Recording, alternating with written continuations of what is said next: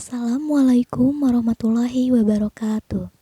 Adik-adik, pada kali ini kita akan memasuki bab baru, yaitu bab mengenai aljabar. Dan pada bab ini ada dua subbab yang akan coba Ibu terangkan. Yang pertama mengenai pengenalan bentuk aljabar, dan yang kedua penjumlahan serta pengurangan bentuk aljabar. Oke, untuk yang pertama, pengenalan bentuk aljabar. Nantinya kita akan mengetahui seperti apa sih bentuk aljabar itu dan apa saja unsur-unsur yang terdapat dalam bentuk aljabar. Oke, kita lanjut ya. Mengenal bentuk aljabar. Suatu ketika terjadi percakapan antara Pak Erik dan Pak Thohir. Mereka berdua baru saja membeli buku di suatu toko grosir. Pak Erik, Pak Thohir, kelihatannya beli buku tulis banyak sekali.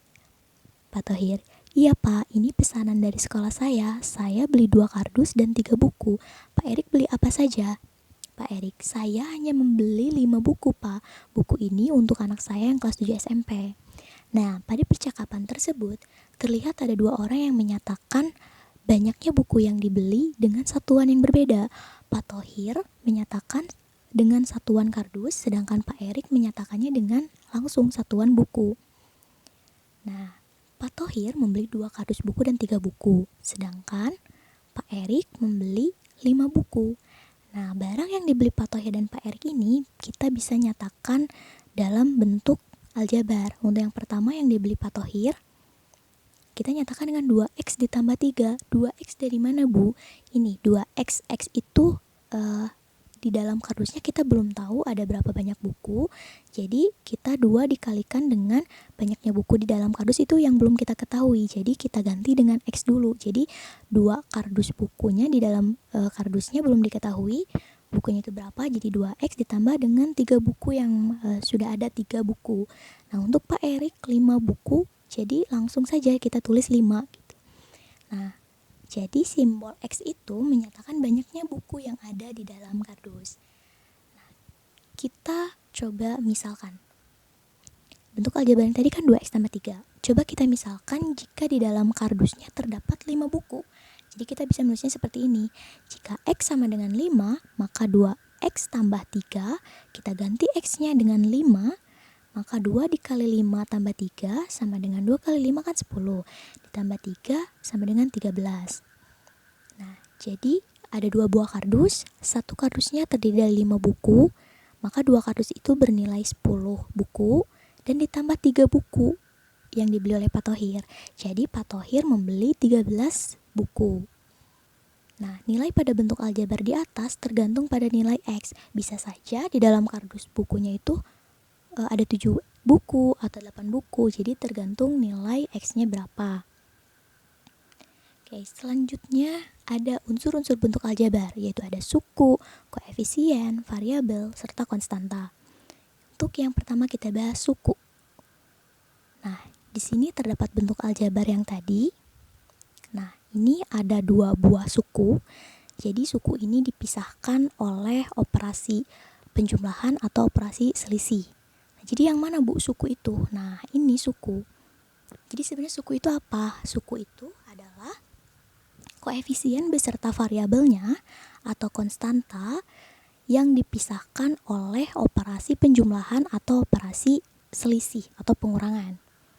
Nah, X, 2, dan 2X disebut suku 1 atau monomial. Lalu 2X ditambah 3 disebut suku 2 atau binomial. Jadi ini terdiri dari 2 suku. Suku yang pertama, suku yang kedua. Lalu untuk 2X tambah 3Y tambah 7 disebut suku 3 atau trinomial. Karena ada 3 suku, 2X, 3Y, dan 7. Nah, untuk bentuk aljabar yang tersusun atas lebih dari 3 suku dinamakan dengan polinomial. Jadi 4X tambah 9Y tambah 2Z tambah 1 tambah 2P. Nah, untuk yang selanjutnya ada koefisien, variabel, dan konstanta. Untuk bentuk aljabar yang tadi 2X ditambah 3. Nah, 2 disebut koefisien. Jadi sebenarnya koefisien itu apa sih, Bu?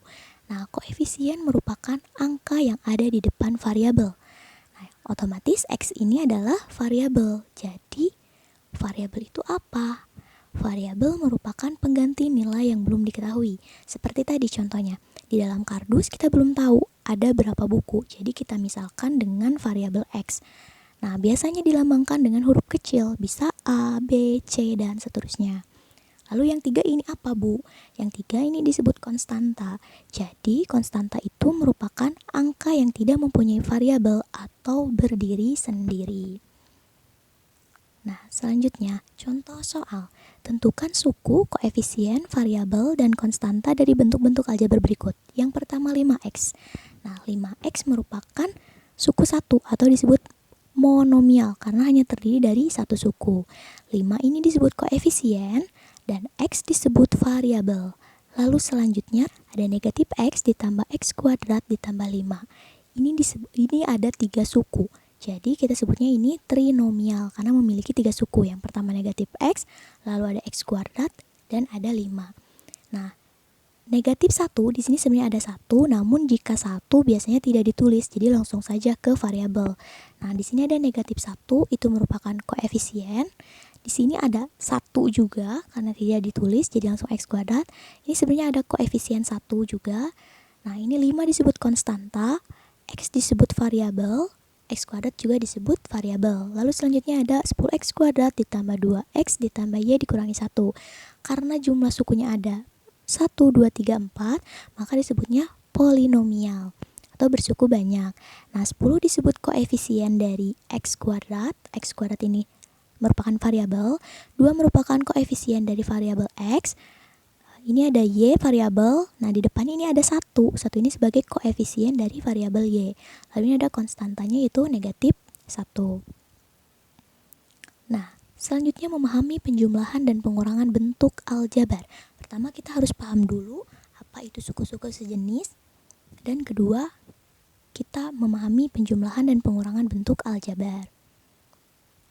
Oke, suku-suku sejenis. Nah, suku sejenis merupakan suku yang mempunyai variabel dan pangkat yang sama.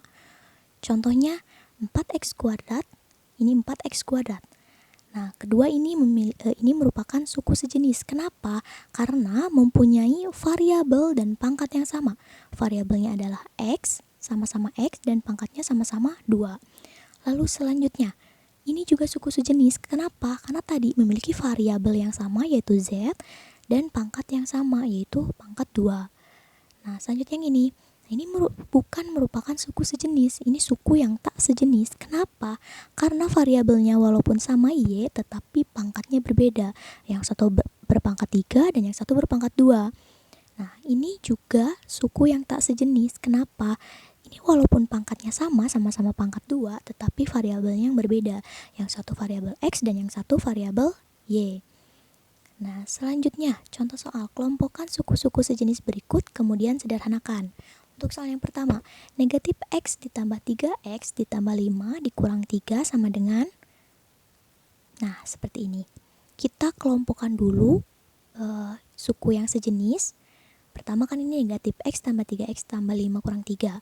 Nah, untuk suku yang sejenis ini sama-sama memiliki variabel x, jadi x-nya bisa kita keluarkan. Jadi di dalam kurungnya tinggal negatif 1 ditambah 3. Ini negatif 1 dari mana, Bu? Ingat kata Ibu tadi, di depan variabel x ini ada 1 namun tidak ditulis jika koefisiennya 1. Jadi negatif 1 ditambah 3, ini ditutup kurung dikali x karena nantinya jika dikalikan ke dalam sama-sama memiliki x. Lalu ini 5 dikurangi 3 sama dengan 2.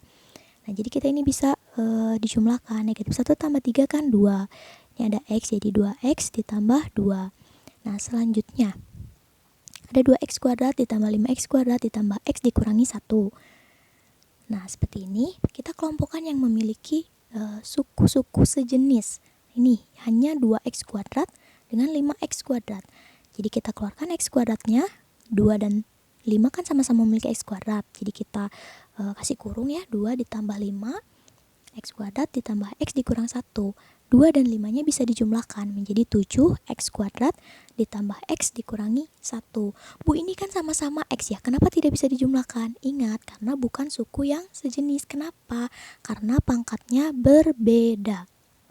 Oke, selanjutnya 2y pangkat 3 ditambah 2y kuadrat tambah y dikurang 1 sama dengan, Nah, kenapa Bu ini sama, tidak bisa dijumlahkan? Karena ingat, ini tidak ada suku yang sejenis. Walaupun variabelnya sama, tetapi pangkatnya berbeda-beda.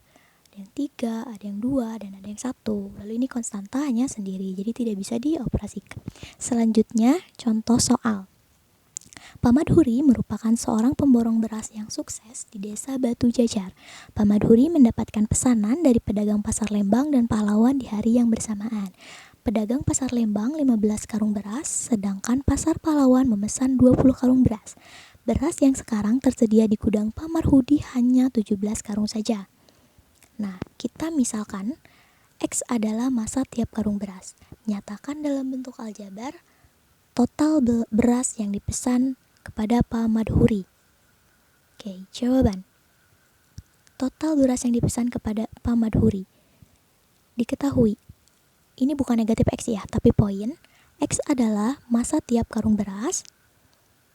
Pedagang pasar Lembang memesan 15 karung beras. Pedagang pasar pahlawan memesan 20 karung beras. Nah, ditanyakan, nyatakan dalam bentuk aljabar total beras yang dipesan kepada Pak Madhuri. Oke, yang pertama 15 karung beras. Kita misalkan tadi kan X massa tiap karung beras. Jadi 15X dengan X-nya adalah massa tiap karung beras. Lalu ditambah yang tadi dipesan oleh pedagang pasar pahlawan. Ini kan yang pedagang pasar Lembang memesan 15 karung beras, pedagang pasar pahlawan memesan 20 karung beras. Jadi 15X ditambah 20X, jadi 35X, yaitu total beras yang dipesan kepada Pak Madhuri. Oke, sekian yang dapat Ibu sampaikan. Semoga apa yang Ibu sampaikan dapat bermanfaat dan adik-adik mengerti. Mohon maaf apabila banyak kesalahan. Sekian dari Ibu. Terima kasih. Wassalamualaikum warahmatullahi wabarakatuh.